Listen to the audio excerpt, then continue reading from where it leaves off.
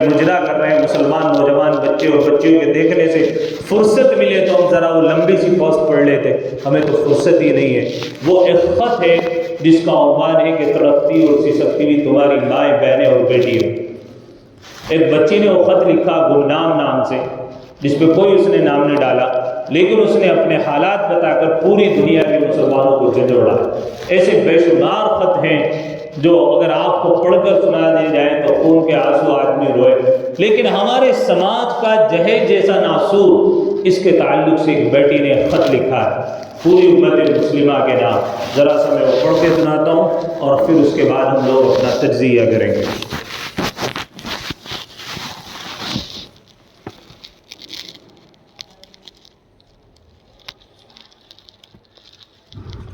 حلال رشتے کے انتظار میں بیٹھی بوڑھی ہوتی لڑکیوں اور عورتوں کی فریاد۔ ایک بچی اپنا خط لکھ رہی ہے خود سے، میری عمر اس وقت 35 سال ہے، میری ابھی تک شادی نہیں ہوئی، کیونکہ ہمارے خاندان کی رسم ہے کہ خاندان سے باہر رشتہ کرنا نیچ حرکت ہے۔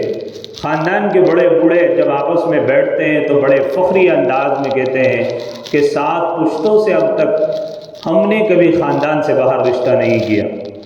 عمر کے 35ویں سال میں پہنچی ہوں، اب تک میرے لیے خاندان سے کوئی رشتہ نہیں آیا، جبکہ غیر خاندان سے کئی ایک رشتے آئے، لیکن مجال ہے کہ میری والدین یا بھائیوں نے کسی سے بھی ہاں کیا ہو۔ میرے دلی جذبات کبھی اس حد تک چلے جاتے ہیں کہ میں راتوں میں چیخ چیخ کر آسمان سر پر اٹھاؤں اور دہاڑے مار مار کر والدین سے کہوں کہ میرا گزارا نہیں ہو رہا، خدا را میری شادی کرا دیں۔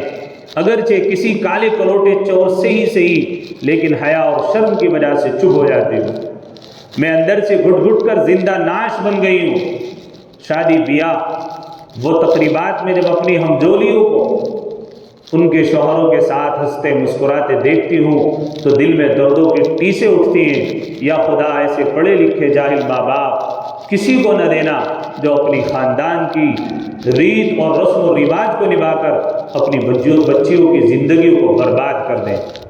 کبھی خیال آتا ہے کہ گھر سے بھاگ کر کسی کے ساتھ منہ کالا کر کے واپس آ کر والدین کے سامنے کھڑی ہو جاؤں کہ لو اب اچھی طرح نبھاؤ اپنے 7 پشتوں کی رسم۔ اور کبھی خیال آتا ہے کہ گھر سے بھاگ جاؤں اور کسی سے کہوں مجھے بیوی بنا لو، لیکن پھر خیال آتا ہے کہ اگر کسی برے انسان کے ہتھے چڑھ گئی تو میرا کیا بنے گا۔ میرے درد کو مسجد کا مولوی بھی جمعے کے خطبے میں بیان نہیں کرتا۔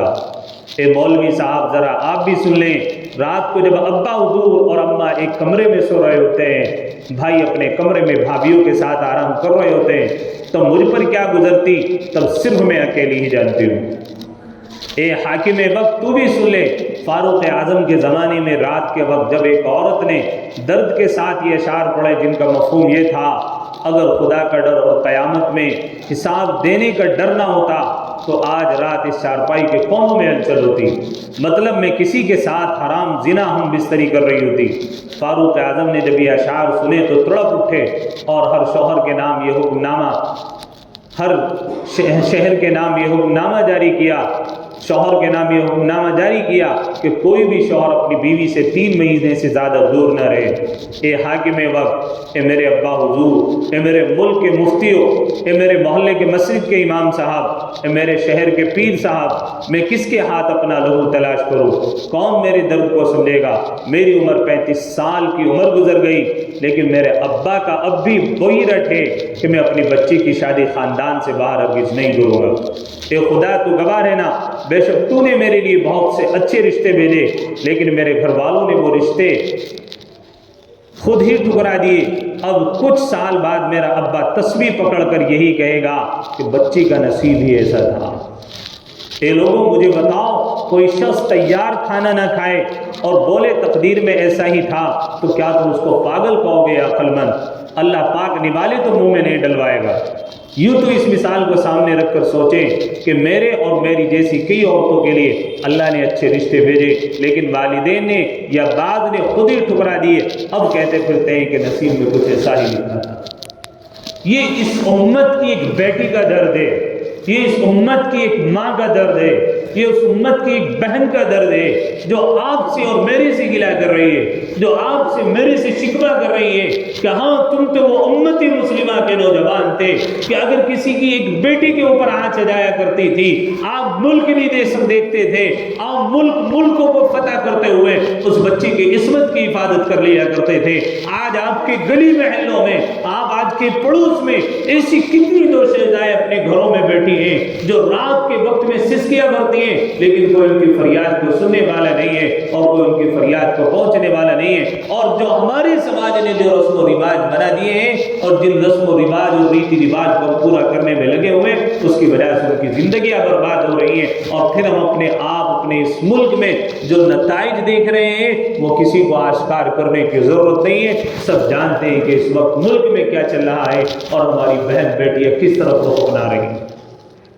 اور مجھے بتاؤ میرے بھائی بزرگ اور دوستو، یہ جو رسم و رواج کو جو ہم نے اپنے یہاں پر ہر ایک شادی میں ایک نئی رسم پیدا ہو جاتی ہے، یہ جو کر رکھا ہے اس کو خاتمہ کرنے کے لیے کوئی اور نہیں آئے گا، ہمیں خود ہی اٹھنا پڑے گا، ہمیں خود ہی سمجھنا پڑے گا کہ جو اتنی موٹی اور گاڑی رقم ہم اپنی شادیوں میں لگا رہے ہیں، کیوں نہ ہم اس رقم کو اپنے بچوں کی تعلیم پر لگائیں، کیوں نہ ہم اس رقم کو اپنے غریب بے سہارا لوگ جو ہمارے غریب محلوں میں بھی ہو سکتے ہیں، پڑوس میں بھی ہو سکتے ہیں، خاندان میں بھی ہو سکتے ہیں، ہمارے ملک کے کسی بھی خطے میں ہو سکتے ہیں، کیوں نہ اگر اللہ نے ہمیں نوازا ہے ان بہن بیٹیوں کو جو ہم اچھے سے ودا کرا دیں اور اچھے سے رخصت کرا دیں۔ اس لیے آج کا مقصد یہی ہے کہ ہمارے معاشرے میں، سماج میں جو یہ بیجا رسم و رواج پھیل رہے ہیں اور شادی کی تقریبات میں جو رسم و رواج چل رہی ہیں، ان رسم و رواج کو ختم کیا جائے۔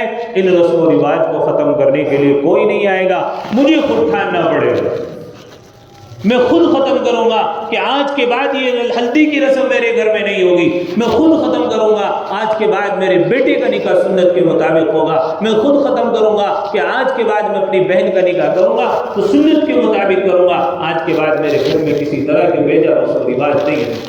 الحمدللہ ملک کے اندر بہت بڑی بڑی تنظیمیں کام کر رہی ہیں۔ ہمارے ملک میں مسلم پرسنل لا بورڈ کی میں بھی کارگزاری پڑھ رہا تھا، انہوں نے کئی روزہ جو ہے مہم چلائی مسلم پرسنل لا بورڈ نے کہ نکاح کو آسان کرے، ایک مجلس میں کئی دن گزرے اور الحمدللہ نکاح آسانی کے ساتھ میں لڑکیاں ودا ہو گئی۔ اور جب حاکم وقت کا ڈنڈا ہوتا ہے نا، سب کرنے پر تیار ہو جاتے ہیں۔ اللہ تو حاکم الحاکمین ہے۔ لاک ڈاؤن میں نکاح ہوئے کہ نہیں ہوئے؟ کون گیا تھا بارات میں؟ کون گیا تھا اتنے ناک کے لیے کہ میں اتنا بڑا ولیمہ کروں گا؟ ہر آدمی تھراتا تھا، حکومت کا ڈنڈا تھا نا۔ اور اللہ کون ہے؟ تو بادشاہوں کا بادشاہ ہے۔ آپ کو اس کے غصے سے ڈر نہیں لگ رہا؟ آپ کو اس کے غضب سے ڈر نہیں لگ رہا؟ یہ جو آج کل ہمارے محلوں میں زنا عام ہو رہے ہیں اور نکاح کو مشکل بنا دیا گیا ہے، اس لیے ضرورت ہے ان رسم و رواج کے بندھن کو توڑا جائے اور رسول اللہ صلی اللہ علیہ وسلم کی سنت کو زندہ کرتے ہوئے اپنی بہن بیٹیوں کی نکاحوں کو آسان کیا جائے۔ کریں گے نہیں انشاءاللہ؟ اللہ تعالیٰ مجھے آپ کو عمل کی توفیق نصیب فرمائے۔ ہمارے ملک میں بہت ساری تنظیمیں اس کے اوپر کام کر رہی ہیں، جمعیت علماء ہند کے بھی اصلاح معاشرہ چل رہے ہیں، اور ہمارے ملک میں ابھی حال ہی میں ایک اور تنظیم وجود میں آئی، الحمدللہ ہمارے علاقے میں بھی کام ہو رہا ہے، اور بہت ساری جگہ ہمارے اپنے علاقے کی بات کر رہا ہوں، ضلع شاملی اور مظفر نگر کے اطراف کی، کہ بڑی ہی سادگی کے ساتھ 10-11 آدمیوں کے ساتھ میں بارات تو نہیں کہیں گے اس کو، آدمی گئے اور جا کر کے بچی کو جو ہے نکاح کر کے لے کر گئے۔ اس خطے کی بات بتاؤ، اس خطے کی رپورٹ بتاؤ۔ اور جو لوگ اس شادی میں شرکت کے لیے گئے ہیں، جنہوں نے اس شادیوں کو کیا ہے، جن کے خاندان کی وہ بیٹیاں ہیں، وہاں سے کچھ مہمان آج اس مسجد میں آئے ہوئے ہیں اور نماز کے بعد وہ آپ لوگوں سے مخاطب بھی ہوں گے، آپ سے بات کرنا چاہتے ہو، وہ بتائیں گے کہ کیسے انہوں نے اس کو آسان کیا ہے اور کس طریقے سے انہوں نے وہ تمہارے سامنے کارگزاری جمعے کے بعد پیش کریں گے۔ ہمارے جو محلے کے تمام حضرات ہیں، میری ان سے مؤدبانہ گزارش ہے کہ جمعے کی سنتوں سے فارغ ہونے کے بعد تھوڑا سا اپنا وقت فارغ کر کے بیٹھ جائیں اور ان کی بات سنیں، زیادہ لمبے چوڑی بات نہیں، وہ صرف آپ کے سامنے اپنی کارگزاری پیش کریں گے، اس کے بعد وہ اپنا لائحہ عمل طے کریں گے کہ ہمیں بھی ایسا کام کرنا چاہیے۔ کریں گے نہیں انشاءاللہ؟ اللہ عمل کی توفیق نصیب فرمائے۔ سنتیں پڑھ لیں گے۔